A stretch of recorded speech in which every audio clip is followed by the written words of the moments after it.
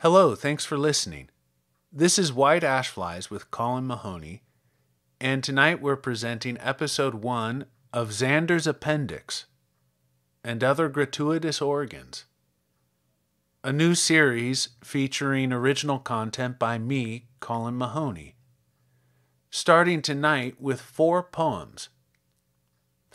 You can follow White Ashflies on SoundCloud, Spotify, and on Twitter at Colin Mahoney15. And now, 4 poems by Colin Mahoney on White Ashflies. The Best Case.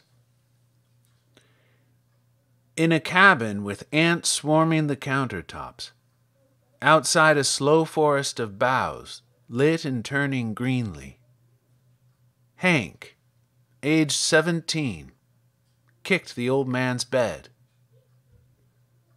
Mustn't wait to write, though waiting folds creation against itself, though folding throws light on new intensities, like fires new laid in all manner of weather and tossed light. Gorge a proclivity of patterns, until your power's drowned like a bag of cats or nutria or old men in a river rush of turbines. Wonder comes of it, like Hank and the old man falling from an airplane with duffel bags of cash, overflowing forests, lit and turning.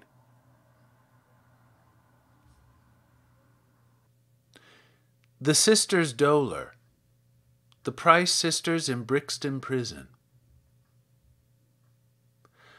We're the Sisters Dolor, Lily and Rose, and we left a disequilibrium of gardens, left our brand of tall men talking a gravel of grave words into logs and stumps and other hollowed things, and drove our automobiles right up to his royal centers, the mouths of his government buildings, and aimed our massively percussive attentions at their facades, empty but for the faces of the criminally negligent and the criminally curious and the unfortunately out of touch, on their way to work God's way of working his way, all of them involuntary martyrs potentially. But we're volunteers born and born again, of volunteers, fledged and hidden or burnt. We bend to breezes contrary to these, and ended up in the dirt under the odors and attentions of tall men, where we volunteered to famish fanatically, fantastically, until doctors were summoned and administered, asking us calmly to take the bit calmly and to swallow their proboscis and its nutrient stream, driven direct to the centers of us, delivered to us in kind, if not kindness, not ours to reject. They are the sun, after all. We're the Dolor sisters. We're wax flowers. Our former reds are clear and fair, admired by at least 1,000 distant squares of blue. When we said, "Remember me, remember me."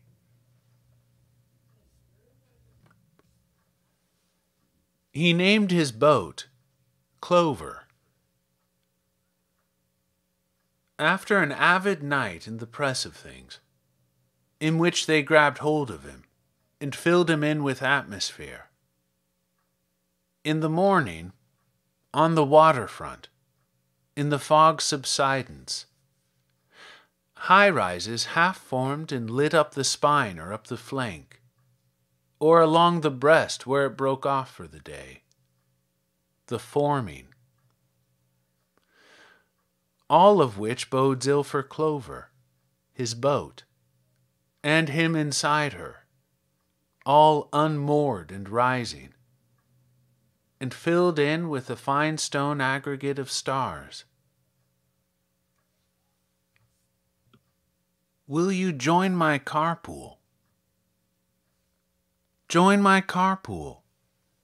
There's room enough, notwithstanding multitudes, our petty conflagrations scattered into the gloom, to couple and sunder and couple again.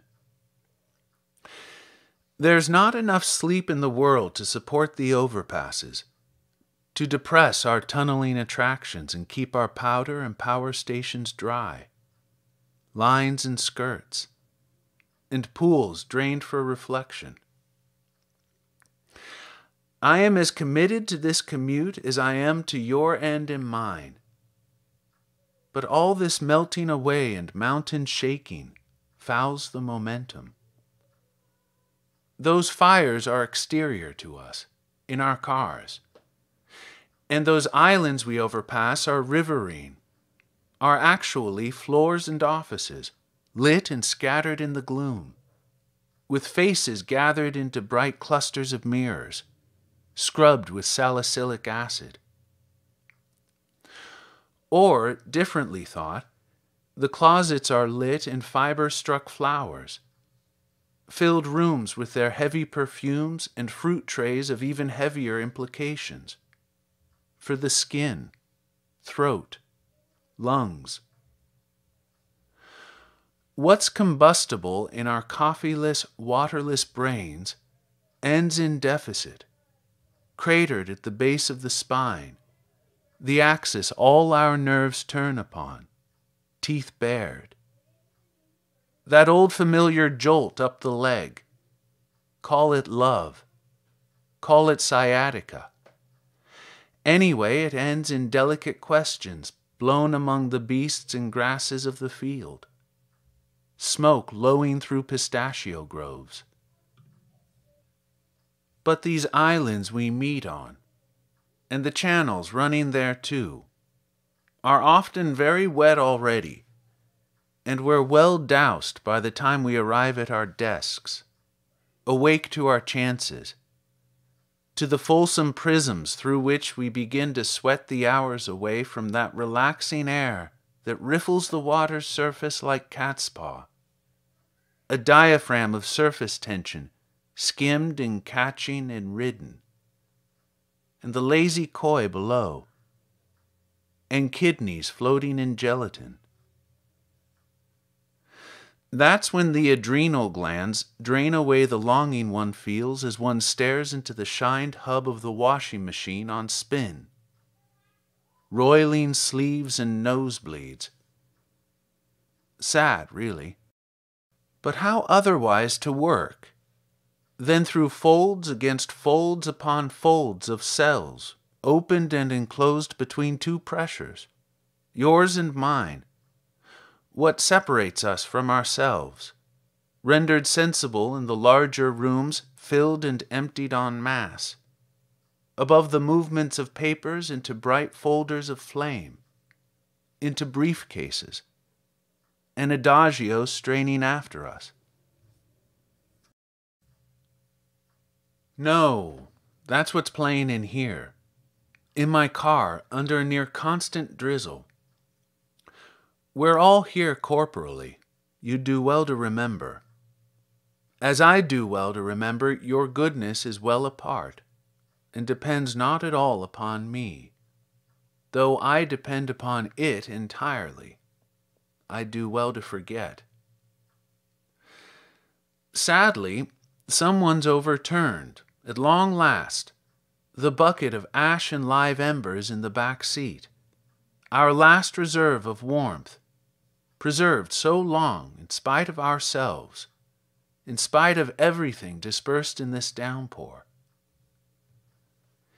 It's no mean feat to contrive our hides over the wire while our centers sail underneath, particularly in light of our internal contradictions, eternally swinging iron on iron hinges, singing that there be no latches between us, and water enough to bury our cars in.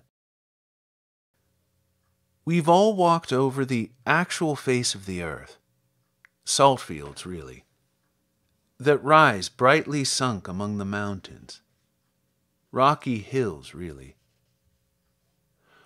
over and into a meshwork of cells, and fell into our natures, like ink drops into glass cylinders, into solution, amulets and strands and ribs, gathered and annulating out, we hear.